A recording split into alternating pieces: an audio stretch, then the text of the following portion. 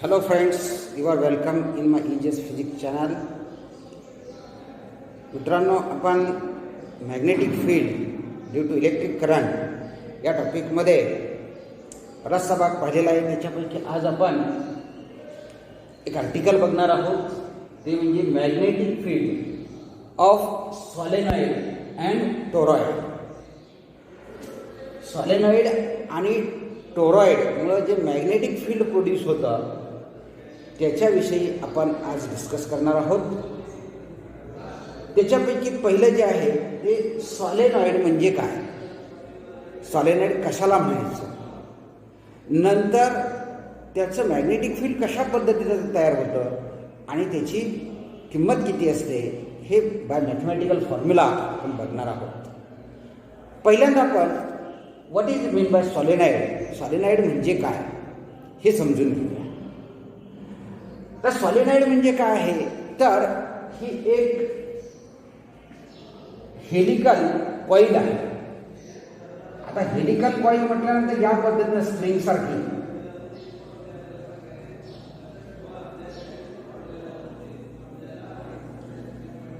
अशा पद्धतीनं ही कॉईल असेल.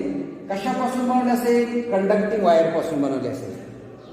Solenoid it is a helical coil made from conducting wire having length is very large as compared to its diameter. अशी एक helical coil आहे की ज्याची जी कशापासून बनवलेली आहे, कंडक्टिंग मटेरियल पासून बनलेली आहे, कंडक्टिंग वायर पासून बनलेली आहे. आणि त्याची लेंथ जी आहे ती लेंथ ही कशी असेल, या डायमीटर पेक्षा जास्त असेल, हे खूप जास्त असेल. Length is much greater than diameter. D L is very very greater than D. अशी कंडिशन असेल तर त्या कॉईलला आपण काय म्हणतो, सॉलेनॉइड असं म्हणतो. त्याला काय म्हणायचं आहे, सॉलेनॉइड. खूप मोठी लांब असलेली कॉईल, डायमीटरच्या दृष्टीने जर विचार केला तर त्याच्यामध्ये खूप मोठा फरक असेल. आणि अशा पद्धतीची जी काही स्प्रिंग असेल तिला काय म्हणतो आपण, स्प्रिंग सारखी त्याला आपण काय म्हणतो, कॉईल, हेलिकल कॉईल. त्याला म्हणायचं आहे सॉलेनॉइड असं म्हणायचं आहे. आता याच्यापूर्वी आपण आता 11वीमध्ये शिकलेलो आहे की अशा पद्धतीची जी कॉईल असते आणि याच्यातून जर आपण करंट पास केला तर ही कॉईल एका मॅग्नेट सारखं काम करते. याच्यामुळं सुद्धा काय होतं, मॅग्नेटिक फील्ड प्रोड्यूस होतं. जसं बार मॅग्नेटमुळं मॅग्नेटिक फील्ड प्रोड्यूस होतं तसं त्याच्यामधून सुद्धा मॅग्नेटिक फील्ड तयार होतं. आता तयार होणारं जे मॅग्नेटिक फील्ड असतं ते कसं असतं, तर ही जी कॉईल आहे त्याच्यातला इनसाइडचा जो पोर्शन असतो, आतल्या बाजूचा पोर्शन असतो, त्याच्यामध्ये हे मॅग्नेटिक फील्ड हे मोठ्या प्रमाणावरती असतं. किंवा ज्या लाईन्स असतात त्या मोठ्या प्रमाणावरती असतात आणि ह्या सगळ्या काय असतात, पॅरलल असतात एकमेकांना. ते ॲक्सिसला पॅरलल असतात, त्या सॉलेनॉइडच्या ॲक्सिसला पॅरलल असतात. आणि जे एंड आहे त्याचे, सॉलेनॉइडचे एंड आहे त्या ठिकाणी मात्र या लाईन्स कशा असतात, एकमेकापासून अशा दूर जातात, वाईडली सेपरेटेड असतात, एकमेकापासून दूर जातात. म्हणजे या ठिकाणचं मॅग्नेटिक फील्ड हे थोडंसं कमी असेल. आणि तसंच इकडच्या बाजूचं इकडचं एंड आहे त्याच्यामध्ये सुद्धा असं तुम्हाला एकमेकापासून या लाईन्स दूर केलेल्या दिसतील. जो इंटिरियर पार्ट जो आहे, आतला जो भाग आहे, त्या ठिकाणी मात्र या लाईन्स एकमेकांना कशा असतात, पॅरलल असतात, युनिफॉर्म असतात. म्हणजे हे एंडचा काही भाग सोडला तर आतमध्ये, एंडचा काही भाग सोडला तर आतमध्ये या सॉलेनॉइडमध्ये काय होतं, जे मॅग्नेटिक फील्ड तयार होतं त्याच्या लाईन्स ह्या इक्वली स्पेस्ड असतात, एकमेकापासून ठराविक अंतरावरती असतात. त्याचबरोबर त्याची डेन्सिटी जी आहे ती जास्त असते, क्लोजली पॅक्ड असतात, जवळजवळ असतात एकदम. आणि त्यामुळं या ठिकाणचं मॅग्नेटिक फील्ड जे आहे ते जास्त असतं. पण समान अंतरावरती असतात, संख्या त्याची युनिफॉर्म असते, म्हणून त्या ठिकाणचं मॅग्नेटिक फील्ड सुद्धा कसं असतं, युनिफॉर्म असतं. आता या ठिकाणी आतल्या बाजूला जे काही मॅग्नेटिक फील्ड तयार होणार आहे त्याची किंमत आपल्याला काय करायची आहे, काढायची आहे. आणि हे काढण्यासाठी आपण काय करणार आहोत, एम्पियर्स लॉ जो आहे तो एम्पियर्स लॉ इथं आपण काय करणार आहोत, वापरणार. तर एम्पियर्स लॉ काय आहे हे आपल्या सगळ्यांना माहिती आहे. त्यासाठी काय करावं लागतं, एक क्लोज्ड पाथ कन्सिडर करावा लागतो. आणि त्या क्लोज्ड पाथमध्ये जेवढे काय करंट्स वाहतात त्याचे अल्जेब्रिक सम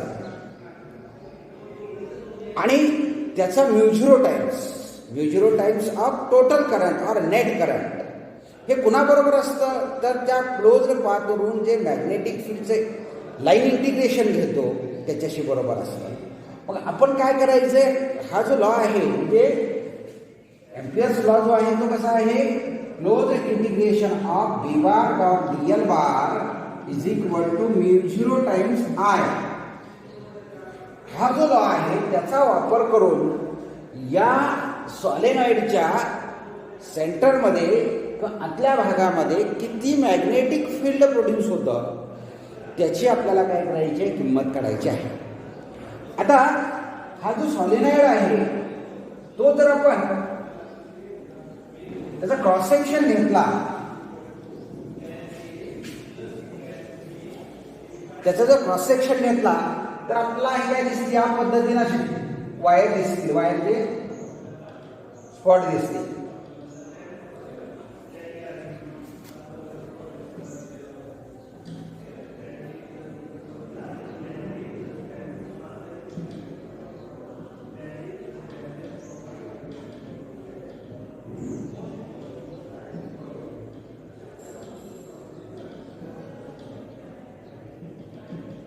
अशा पद्धतीने हे वायरचे स्पॉट दिसतील, बरोबर आहे. आणि याचा जो इंटेरियर पार्ट आहे त्या आतल्या भागामध्ये या मॅग्नेटिक लाईन ज्या असतील त्या मॅग्नेटिक लाईन्स आपल्याला पाहायला मिळतील. अशा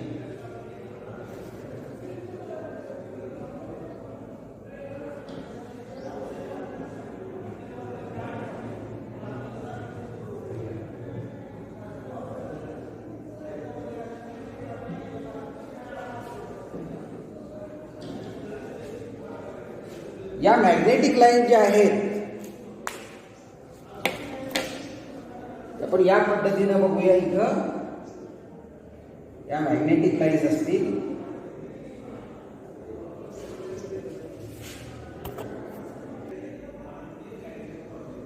तर या ठिकाणी या ज्या दाखवलेल्या आहेत त्या काय आहेत, मॅग्नेटिक लाईन्स आहेत. या मॅग्नेटिक लाईन्स अशा पद्धतीने एका बाजूला येतील दुसऱ्या बाजूला जातील. इथलं जे मॅग्नेटिक फील्ड आहे ते कसं आहे, युनिफॉर्म आहे. या काय आहेत,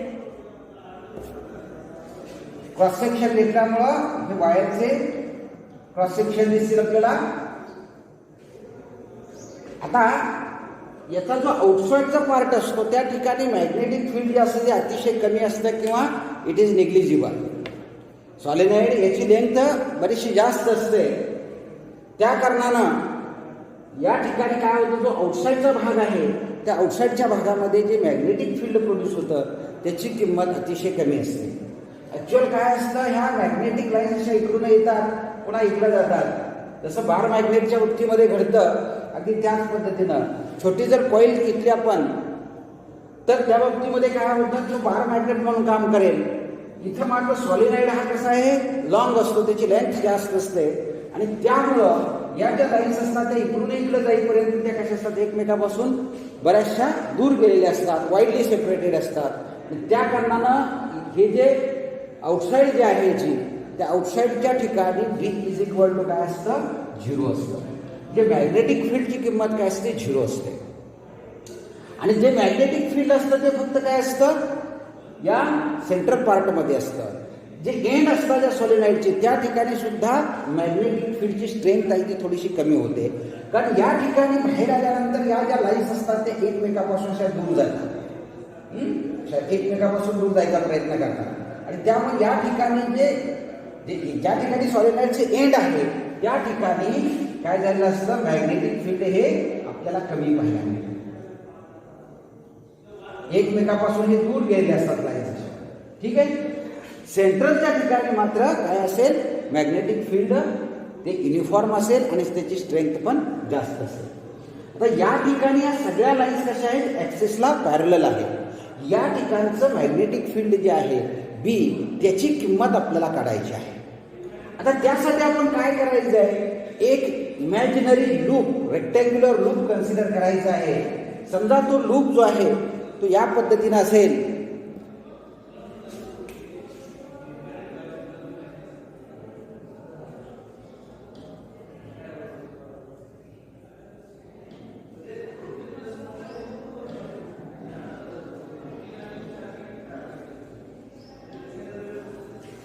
एक रेक्टँग्युलर लूप कन्सिडर करूया. ए बी सी डी हा जो रेक्टँग्युलर लूप आहे त्याची जी लेंथ आहे ती कॅपिटल एल आहे असं सपोज करूया. इथून इथपर्यंतची लेंथ किती आहे, किती आहे, कॅपिटल एल एवढी आहे. आता हा जो सॉलेनॉइड आहे त्याच्यातून एका टर्नमधून का प्रत्येक टर्नमधून स्मॉल आय एवढ्या अमाऊंटचा करंट फ्लो होतो. ठीक आहे. जो करंट फ्लो होतो तो काय असेल, स्मॉल आय एवढ्या अमाऊंटचा करंट फ्लो होत असेल. आता आपल्याला काय करायचंय, हा जो क्लोज्ड लूप आपण कन्सिडर केलाय त्याला नाव काय असेल, एम्पिरियन लूप. ह्या एम्पिरियन लूपवरून मॅग्नेटिक फील्डचं काय करायचं, इंटिग्रेशन घ्यायचं.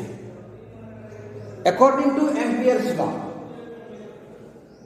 Line integration of magnetic field along this closed path, that is closed integration of v bar dot dl bar is equal to mu 0 times net current or total current crossing the area bounded by that closed path. हा जो closed path आपण consider केला ABCD, त्या closed pathनं जो बंदिस्त केलेला area आहे तो क्रॉस करून जाणारा नेट करंट जो असेल किंवा टोटल करंट असेल त्याच्या म्यू 0 हा काय आहे, एम्पियर्स लॉ आहे. आता या ठिकाणी हे जे इंटिग्रेशन आहे ते इंटिग्रेशन आपण सेपरेट घेऊया प्रत्येक भागासाठी. सिन्स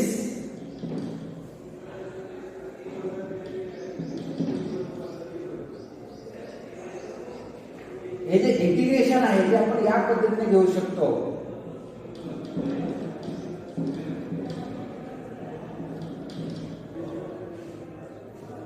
हे क्लोज्ड इंटिग्रेशन आपण काय करू शकतो तर वेगवेगळे भाग घेऊ शकतो. ए टू बी इंटिग्रेशन घ्यायचं, पुन्हा B to C, C to D आणि डी टू ए असं जर इंटिग्रेशन घेतलं तर त्याची किंमत किती येणार आहे, या इंटिग्रेशन एवढी येणार आहे.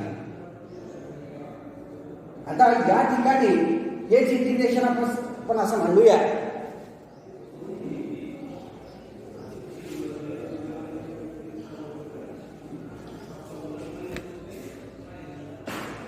Now integration b bar dot dl bar is equal to काय असेल, इंटिग्रेशन काय होणार बघा, a to b b bar dot dl bar plus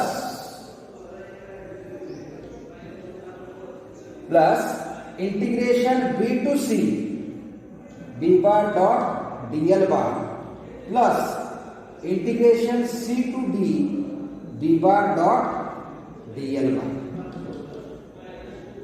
आणि त्याच्यानंतर प्लस काय असणार आहे, integration D to A D bar dot DL bar. हे जे क्लोज्ड इंटिग्रेशन आहे ते क्लोज्ड इंटिग्रेशन म्हणजे या सगळ्या इंटिग्रेशनची काय असणार आहे, एडिशन असणार आहे. म्हणजे ज्या प्रत्येक साईड आहे त्या रेक्टेंगलच्या त्या प्रत्येक साईडवरून आपण काय केलं, सेपरेट इंटिग्रेशन घेतलेलं आहे. आता हे घेत असताना याच्यामध्ये हे ए टू डी किंवा बी टू सी आणि डी टू ए हे जे इंटिग्रेशन आहे त्याच्या किमती सारख्या असतील. म्हणजे बी टू सी आणि डी टू ए, तर हे जे दोन साईड आहेत ह्या दोन साईड कशा आहेत, हा बीला परपेंडिक्युलर आहे. आणि परपेंडिक्युलर असेल तर हा जो डॉट प्रॉडक्ट आहे तो डॉट प्रॉडक्ट काय होतो, 0 होतो. कारण बी डीएल कॉस थिटा हे उत्तर येणार यांच्यामधला अँगल बी आणि डी एल लेंथ याच्यामध्ये काय असणार आहे 90 डिग्रीचा अँगल असणार आहे. कॉस 90 बरोबर की काय होतं 0 होतं. बरोबर आहे. त्यानुसार हे जे दोन इंटिग्रेशन आहे बी टू सी आणि डी टू ए हे काय असतील 0 असतील. म्हणजे नाव integration B to C B bar dot D L bar is equal to integration D to A B bar dot D L bar is equal to 0. याचं कारण काय असेल? बिकॉज कारण काय असेल बी अँड डी एल हे जे दोन वेक्टर आहेत आर परपेंडिक्युलर.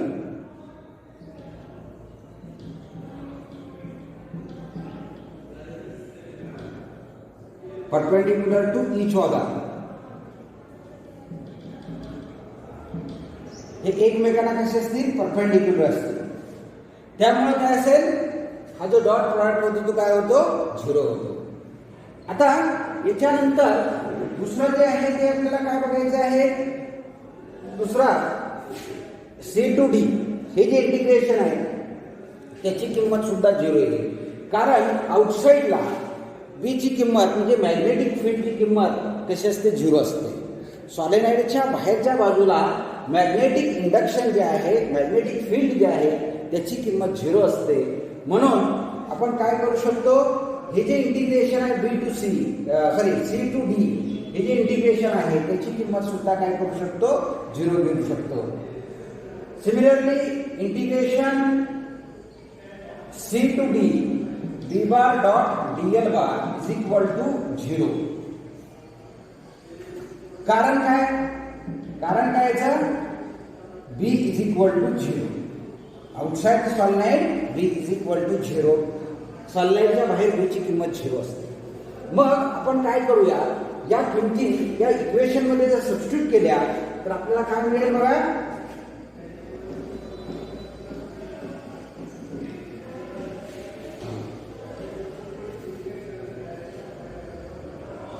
टोटल इंटिग्रेशन जे आहे इंटिग्रेशन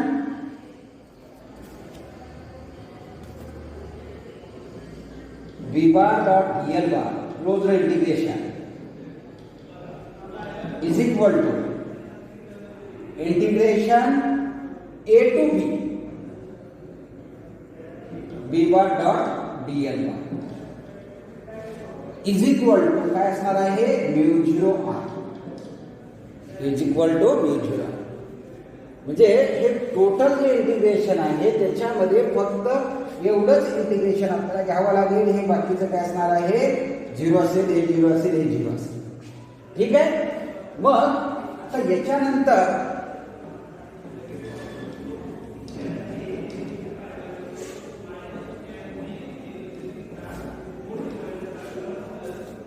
हेच कसं लिहू शकतो बघा?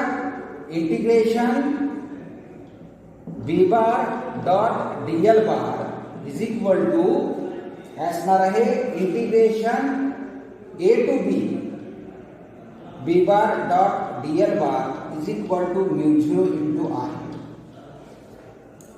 तर या ठिकाणी बी हा कॉन्स्टंट असणार आहे. या ठिकाणचं मॅग्नेटिक फील्ड हे कॉन्स्टंट युनिफॉर्म असणार आहे. Integration D L A to B या डीएलचं इंटिग्रेशन घ्यायचं आहे. डीएल म्हणजे काय असतं? या एम्पिरियन लूपचा छोटा पार्ट असतो, लहानसा पार्ट असतो. असे छोटे छोटे डीएल आपण एकत्र करत गेलो आणि त्याचं लिमिट काय घेतलं? ए टू बी. ए पासून बी पर्यंत आपल्याला काय करायचं आहे? हे डीएलचं एकत्रीकरण करायचं आहे. म्हणजे म्हटल्यानंतर याची लांबी किती आहे? एल एवढी आहे. मग याची इंटिग्रेशन डीएल बरोबर काय येणार आहे? कॅपिटल एल एवढं येणार आहे. म्हणजेच हे जे इंटिग्रेशन असेल याची किंमत किती येईल? बी इंटू एल. बी म्हणजे काय असेल? या ठिकाणचं मॅग्नेटिक फील्ड असेल आणि एल म्हणजे याची काय असेल? लेंथ असेल. आता याच्यानंतर काय होणार आहे? That is equal to mu 0 into आता या ठिकाणी आय म्हणजे नेट करंट का टोटल करंट आहे. या ठिकाणी या वायर मधून आय, याच्यातून स्मॉल आहे, याच्यातून स्मॉल आहे, असे प्रत्येक आता किती आहे हे आपल्याला माहीत नाही, पण याची लेंथ माहिती आहे, कॅपिटल एल एवढी आहे. समजा त्या ठिकाणी एन काय असतील, एन नंबर ऑफ टर्न्स असतील. युनिट लेंथमध्ये आपण काय म्हणूया, एन नंबर ऑफ टर्न्स आहे. Suppose small N is represent number of turns per unit length. Unit लेंथमध्ये असणारे नंबर ऑफ टर्न्स रिप्रेझेंट करत असतात. या ठिकाणी एल एवढी लेंथ आपण घेतलेली आहे, तर एल एवढ्या लेंथमध्ये असणारे टर्न्स किती असतील, एन इंटू कॅपिटल एल असतील. प्रत्येकातून काय होतंय, स्मॉल आय एवढे अमाऊंटचा करंट वाहतो. मग टोटल करंट बरोबर काय असेल, I into N into N.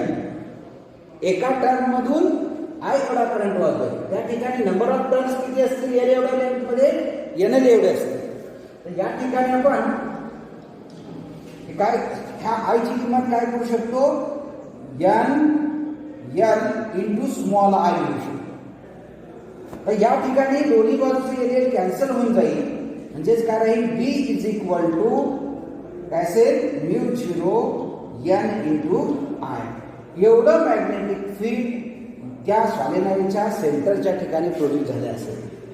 एखादा सॉलिनॉइड दिला आणि त्याच्या सेंटरच्या ठिकाणी किती मॅग्नेटिक फील्ड प्रोड्यूस झालं हे जर कॅल्क्युलेट करा म्हटलं तर तुम्हाला काय करावं लागेल, mu zero N into I. N म्हणजे इथं total number of turns per unit length. Unit लेंथमध्ये असणारे नंबर ऑफ टर्न्स असतील. आय म्हणजे त्या सॉलिनॉइडमधून फ्लो होणारा करंट असेल. म्यू झिरो म्हणजे परमिएबिलिटी ऑफ फ्री स्पेस असेल. आणि या फॉर्म्युल्याच्या सहाय्यानं आपण काय करणार आहोत, या ठिकाणचं मॅग्नेटिक फील्ड डिटरमाइन करणार आहोत. मित्रांनो, यानंतर आपण पुढचा आर्टिकल बघणार आहोत, ते म्हणजे toroid. What is mean by toroid. Toroid म्हणजे नेमकं काय आहे ते अगोदर समजून घेऊया आणि मग magnetic field due to toroid त्याची व्हॅल्यू आपण डिटरमाइन करूया. त्यासाठी पहिल्यांदा आपण टोरॉइड म्हणजे काय हे समजून घेऊया. What is mean by toroid. Toroid हे काय आहे, it is a tubelike solenoid. किंवा अशा पद्धतीनं काय केलं जातं, सॉलिनॉइड फायनाईट लेंथचं solenoid is bent. Finite solenoid is bent to form a tubelike structure. Tubelike structure सारखं एक फायनाईट सॉलिनॉइड आपण काय केलं जातं, बेंड केलं जातं. अशा पद्धतीनं एक सर्क्युलर शेपमध्ये असणारी जी ट्यूब असते, ज्या पद्धतीनं व्हेइकलच्या टायरमध्ये एक रबर ट्यूब असते, प्रेशराइज्ड रबर ट्यूब, त्या लाईनचं स्ट्रक्चर जे आहे ते स्ट्रक्चर फॉर्म होतं. आणि अशा पद्धतीचं सॉलिनॉइड आहे त्याला काय म्हटलं जातं, टोरॉइड. टोरॉइड असं म्हटलं जातं किंवा याला एंडलेस सॉलिनॉइड असं सुद्धा म्हटलं जातं. म्हणजे याला एंड नसतो. तर अशा पद्धतीनं जी काय हॉलो ट्यूब लाईक सॉलिनॉइड आहे त्याला काय म्हणायचं आहे, टोरॉइड असं म्हणायचं आहे. आता याच्यातून करंट जर फ्लो व्हायला लागला तर आपल्याला माहिती आहे त्याच्यामुळं काय होणार आहे, मॅग्नेटिक फील्ड प्रोड्यूस होणार आहे. आता हे जे मॅग्नेटिक फील्ड प्रोड्यूस होत असतं ते कुठं तयार होत असतं, तर याचा जो हा जो ट्यूबचा का आतला भाग आहे त्या आतल्या भागामध्ये मॅग्नेटिक फील्ड प्रोड्यूस होत असतं. आणि त्याच्या ज्या लाईन्स असतात त्या लाईन्स या पद्धतीने असतात.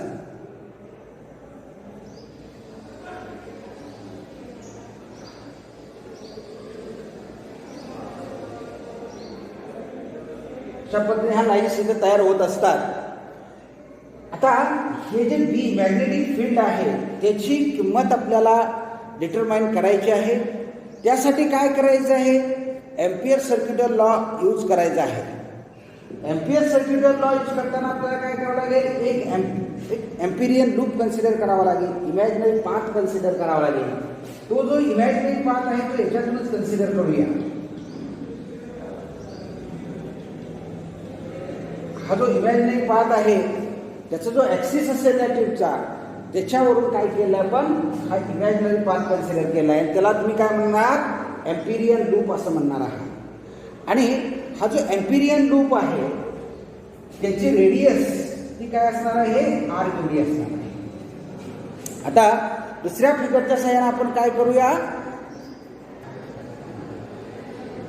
तर अशा पद्धतीनं टोरॉइडचा जर क्रॉस सेक्शन घेतला तर आपल्याला स्ट्रक्चर दिसेल. जे डॉट दिसतात ते काय वायर्स असतील, बरोबर आहे. असं जर आपण बरोबर बघून क्रॉस सेक्शन घेतला त्याचा तर अशा पद्धतीनं हे आपल्याला मिळेल. आता काय करायचं आहे, या ठिकाणी आपण इथून काय करणार आहोत, एम्पिरियन लूप कन्सिडर करणार आहोत. हा जो एम्पिरियन लूप आहे त्याची रेडियस आपण काय करूया, कॅपिटल आर एवढी घेऊया. हा एम्पिरियन लूप काय असणार आहे, सर्क्युलर लूप तयार होणार आहे. आता याच्यातून काय करणार आहोत, आपण लाईन इंटिग्रेशन घेणार आहोत. या मार्गावर एक लाईन इंटिग्रेशन जे आहे ते आपण असं घेऊया, closed integration of V bar dot DL bar.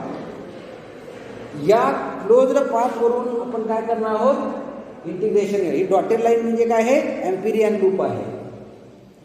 That is equal to काय असणार आहे, mu 0 times total current. Total current इथं तुम्ही किती घेतलेला आहे, आय एवढा टोटल करंट घेतलेला आहे.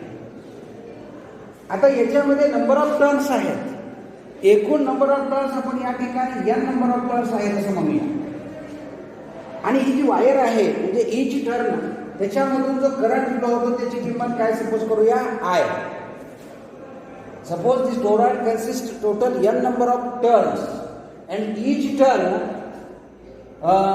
passes current I. प्रत्येक टर्न मधून काय होतंय, स्मॉल आय एवढ्या अमाऊंटचा करंट पास होतोय असं सपोज करूया. आता टोटल करंट आय बरोबर याची किंमत काय असेल, n इंटू स्मॉल आय एवढी असेल. या ठिकाणी एकूण नंबर ऑफ टर्न्स किती आहेत, कॅपिटल N. कारण हा कसा फायनाईट असतो, त्याची किंमत आपल्याला माहिती असते किती नंबर ऑफ टर्न्स आहेत ते. तर फायनाईट असल्या कारणानं हे टर्न नंबर ऑफ टर्न्स म्हणजे एनची किंमत माहीत असेल. एका टर्नमधून स्मॉल आय एवढ्या अमाऊंटचा करंट वाहतोय. टोटल हे जे सगळे जे आपण टर्न्स विचारात घेतोय त्या प्रत्येक टर्नमधून जो आय एवढा करंट वाहतो सगळ्याची बेरीज केली तर काय असेल, कॅपिटल एन इंटू आय एवढे असेल. आता integration V bar dot DL bar is equal to mu 0 n into I. आता या ठिकाणी बी जो आहे तो बी कसा असेल, युनिफॉर्म असेल. आणि मग काय होणार आहे, इथं डीएल होणार, इंटिग्रेशन डीएल होईल फक्त. म्हणजे जिथं काय याची किंमत असेल बघा, बी इंटिग्रेशन हे आपण असं सुद्धा लिहू शकतो. तर बी आता डीएल म्हणजे समजा या ठिकाणचा तुम्ही पार्ट घेतला, या ठिकाणी बी ची डायरेक्शन आणि डीएल ची डायरेक्शन सारखीच असल्या कारणानं त्या ठिकाणी थिटा जो असेल तो 0 असेल. आणि याचा जो डॉट प्रोडक्ट आहे त्याची किंमत किती असेल, बी इंटू इंटिग्रेशन बी इंटू एल किंवा डीएल इज इक्वल टू काय असणार आहे, म्यू 0 n इंटू आय. या ठिकाणी बी जे आहे ते कॉन्स्टंट असेल, integration DL which is equal to mu 0 n into I. आता सगळे जे डीएल एकत्र करत गेलो तर हा काय असेल, या क्लोज्ड पाथचा सर्कम्फरन्स तयार होईल आणि त्याची किंमत किती असेल, 2πr. म्हटल्यानंतर आपण इथे काय करू शकतो, बी इंटू 2πr असं घेऊ शकतो. इंटिग्रेशन डीएल बरोबर काय असणार आहे, 2πr असेल आणि बरोबर काय ना म्यू 0 n इंटू आय. आता याच्यावरून आपण बी ची किंमत काढू शकतो. B is equal to magnetic field, B is equal to काय असेल, mu 0 n into I divided by काय असणार आहे, 2πr. एवढं मॅग्नेटिक फील्ड या टोरॉइडच्या आतमध्ये तयार झालेला असेल. हा फॉर्म्युला आपण यूज करू शकतो हे मॅग्नेटिक इंडक्शन डिटरमाइन करण्यासाठी.